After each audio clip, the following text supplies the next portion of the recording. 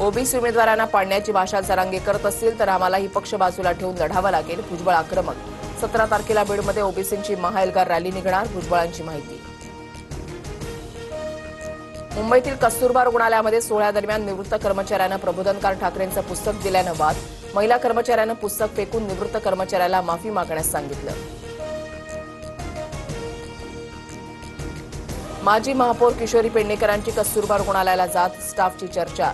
परिचारिकांनी जाहीर माफी मागितली. प्रबोधनकारांची पुस्तकं कुणीही स्वीकारली नाहीत, फक्त नाकारली. पेडणेकरांची माहिती. कुर्ल्यामध्ये किरीट सोमय्यांकडून आयलव महादेवच्या पोस्टरचं वाटप. बीकेसी जंक्शन एलबीएस रोड इथे सोमय्या उपस्थित. याच ठिकाणी काही दिवसांपूर्वी बाईकस्वारांच्या गाडीवर आयलव मोहम्मदचे स्टिकर लावले होते.